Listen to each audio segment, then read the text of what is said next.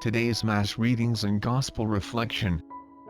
January 14, 2021. The Thursday of the first week in Ordinary Time.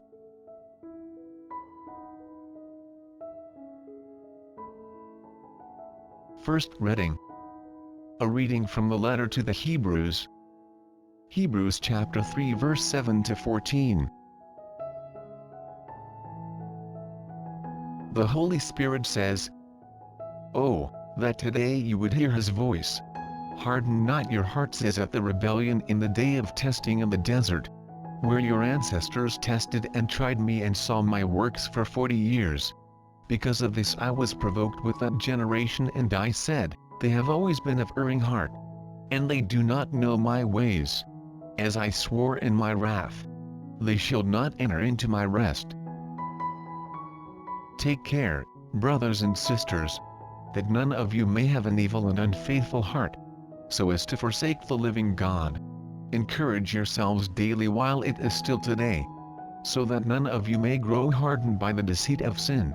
We have become partners of Christ if only we hold the beginning of the reality firm until the end."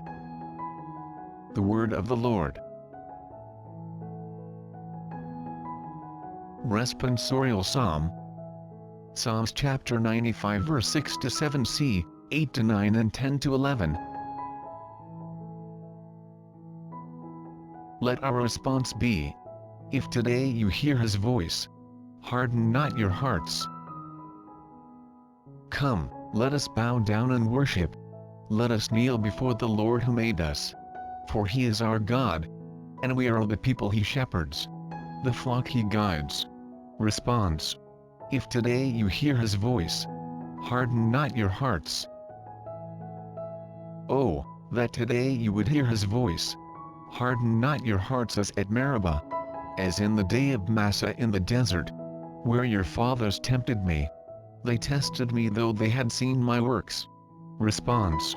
If today you hear his voice, harden not your hearts. 40 years I was wearied of that generation. I said, this people's heart goes astray. They do not know my ways. Therefore I swore in my anger, they shall never enter my rest. Response. If today you hear his voice, harden not your hearts. Gospel reading. A reading from the Holy Gospel according to Mark. Mark chapter 1 verse 40 to 45. A leper came to him and kneeling down begged him and said, "If you wish, you can make me clean." Moved with pity, he stretched out his hand, touched the leper, and said to him, "I do will it. Be made clean." The leprosy left him immediately, and he was made clean. Then, warning him sternly, he dismissed him at once. Then he said to him, "See that you tell no one anything, but go, show yourself to the priest and offer for your cleansing what Moses prescribed. That will be proof for them." The man went away and began to publicize the whole matter. He spread the report abroad so that it was impossible for Jesus to enter a town openly. He remained outside in deserted places, and people kept coming to him from everywhere. The Gospel of the Lord. Before we proceed with the video, don't forget to like the video and subscribe to our channel. Also, please hit the notification bell, so you won't miss out when we release new videos. Feel free to share your comments, suggestions, and reflections at the comments section down below. Thank you and God bless. Now, let's proceed with the video.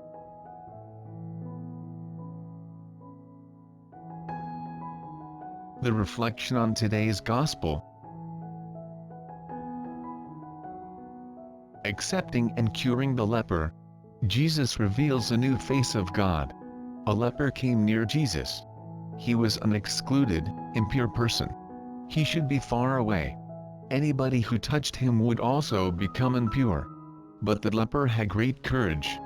He transgresses the norms of religion in order to be able to get near Jesus. He calls out, "If you want, you can heal me. You need not touch me. It suffices that you want, and I will be healed." This phrase reveals two evils: the evil of leprosy, which made him impure, and the evil of solitude, to which he was condemned by society and by religion. It also reveals the great faith of the man in the power of Jesus. Jesus is profoundly moved and cures both evils. In the first place, in order to cure solitude, he touches the leper. It is as if he said, "For me, you are not an excluded one. I accept you as a brother." And then he cures the leper, saying, "I want to be cured." The leper, in order to enter into contact with Jesus, had transgressed the norms of the law. Jesus, in order to be able to help that excluded person and therefore reveal a new face of God, transgresses the norms of his religion and touches the leper. At that time, whoever touched a leper became impure according to the religious authority and by the law of that time. He integrated the excluded person into fraternal living together. Jesus not only cures, but also wants the cured person to be able to live with the others. He once again inserts the person in society to live with others. At that time, for a leper to be accepted again in the community, it was necessary to get a certificate from the priest that he had been cured. It is like today in some places.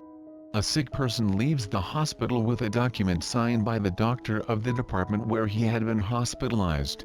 Jesus obliges the person to look for that document in such a way that he will be able to live normally with others. He obliges the authorities to recognize that this man has been cured. The leper announces the good that Jesus has done to him, and Jesus becomes an excluded person. Jesus forbids the leper to speak about the cure. The Gospel of Mark tells us that this prohibition does not survive. The leper, walking away, began to spread the news to the point that Jesus could no longer publicly enter into a city, but remained outside in a deserted place. Why? Because Jesus had touched the leper. Because of this, according to the opinion of the religion of that time, he himself was now impure and should live far away from all others. He could no longer enter the city. Mark says that people did not care about these official norms. In fact, people came to him from everywhere. Summarizing, in the year 70, when Mark wrote, as well as today, the time in which we live, it wasn't as important to have models of how to live and how to proclaim the good news of God. In verses 16 to 45 of the first chapter of his Gospel, Mark describes the mission of the community and presents 8 criteria in order that the communities of his time could evaluate their mission. The following is the outline. Jesus calls his first disciples to form the community. The people were admired at his teaching to create a critical conscience. Jesus expels the devil to overcome the force of evil. He cures Peter's mother-in-law to give life back so as to serve. He cures the sick and the possessed to accept the marginalized. Jesus rises early to pray to remain united with the Father. Jesus continues the announcement not to stop at the results. He cures a leper to integrate anew the excluded. To proclaim the good news means to give witness to the experience of Jesus that one has. What does the leper announce? He tells others the good that Jesus has done to him. This witness leads others to accept the good news of God which Jesus brings to us. What is the witness that you give? To take the good news to the people. It is not necessary to be afraid of transgressing the religious norms which are contrary to God's plan and which make communication, dialogue, and the living out of love difficult. Even if this causes difficulty for the people as it caused difficulty for Jesus. Do I have this courage? Come, let us bow low and do reverence.